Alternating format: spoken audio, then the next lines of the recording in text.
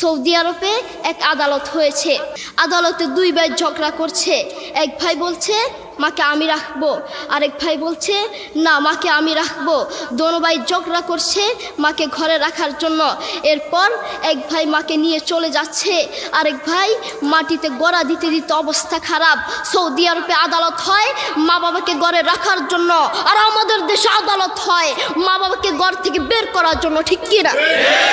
যুবক, তোমাকে বলছি, তোমার বন্ধু তোমার আপন নয়, তোমার বউ তোমার আপন নয়, তোমার শ্বশুর শাশুড়ি তোমার আপন নয়। এই পৃথিবীর বুকে আপন হলো তোমার মা এবং তোমার বাবা। করোনা আসার পরে প্রমাণ করে দিয়েছে কে আপন। এক মেয়ে তার মাকে ফোন করে বলছে, মা আমার স্বামীর করোনা হয়েছে।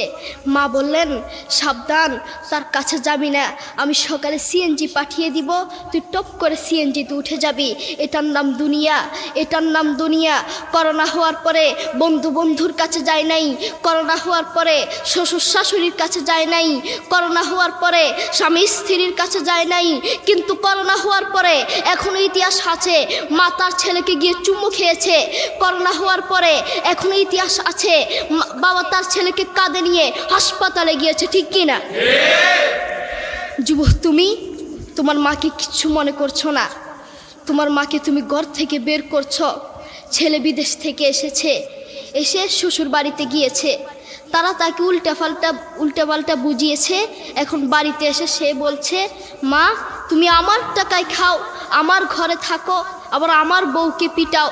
এই কথা শোনার পরে কি কোনো মার কলিজা আছে?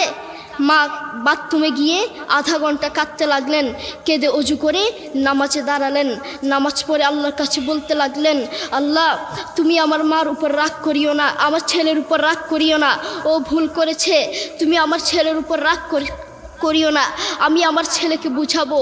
এরপর মা গিয়ে ছেলেকে বুঝাচ্ছেন, বলছেন বাবা তুমি আমাকে বের করে দিবা, সমস্যা নেই, তুমি আমাকে বের করে দিও, কিন্তু আমার একটা স্বপ্ন আছে।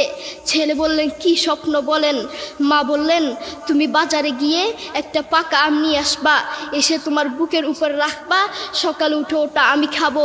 এরপর ছেলে বললেন আচ্ছা ঠিক আছে। ছেলে বাজারে গিয়ে একটা পাকা আম নিয়ে আসলো, এসে বুকের উপরে রাখলো। 5 মিনিট না যেতেই সেই আম পিঠের নিচে পড়ে চ্যাপ্টা হয়ে গিয়েছে। এরপর ছেলে মাকে বললেন, মা তুমি কি সকালে উঠে আমটা খাবে? ওটা 5 মিনিট না যেতেই পিঠের নিচে পড়ে চ্যাপ্টা হয়ে গিয়েছে।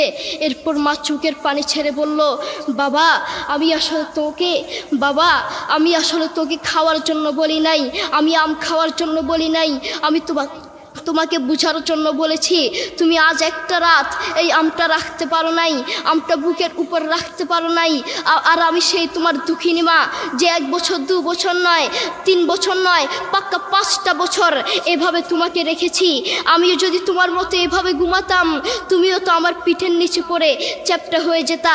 এরপর ছেলে চোখের পানি ছেড়ে বলল, মা আসলে আমি বুঝতে পারি নাই তুমি কি জিনিস আসলে আমি বুঝতে পারি নাই। সৌদি আরবে এক আদালত হয়েছে। আদালতে দুই ভাই ঝগড়া করছে।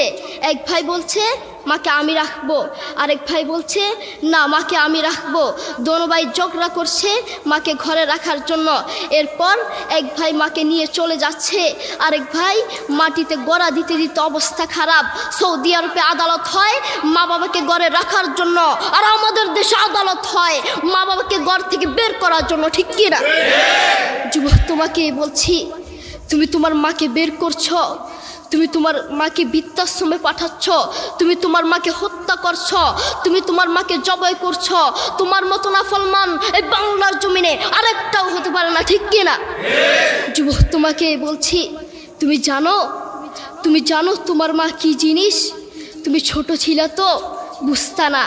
যেই মা তোমার জন্য সারাটা জীবন কষ্ট করেছেন, মাথার গাম পায়ে ফেলেছেন, সেই মাকে তুমি ঘর থেকে বের করে দিয়েছ, সেই মাকে তুমি বৃদ্ধাশ্রমে পাঠাচ্ছ। তুমি জানো তোমার মা কি জিনিস? তুমি খোঁজ নিয়ে দেখো, তোমার মা কিছু খেতে লাগলে তোমাকে ছাড়া খেত না, তোমাকে ছাড়া খেত না, অল্প একটু খেত আর সব তোমার জন্য রেখে দিত। আর তোমার বাপ হোটেলে গিয়ে শুধু অল্প একটু ডাল ভাত খেত আর তোমার জন্য সব রেখে দিত। তোমার মার তোমার প্রতি এত মায়া, তোমার বাবার তোমার প্রতি এত মায়া, সেই বাবাকে তুমি ঘর থেকে বের করছ, সেই মাকে তুমি ঘর থেকে বের করছ, বৃদ্ধাশ্রমে পাঠাচ্ছ। তোমাকে আল্লাহর সামনে আসামির কাঠগড়ায় দাঁড়াতে হবে। আল্লাহ তাআলা আমাদের সবাইকে বুঝার তৌফিক দান করুন।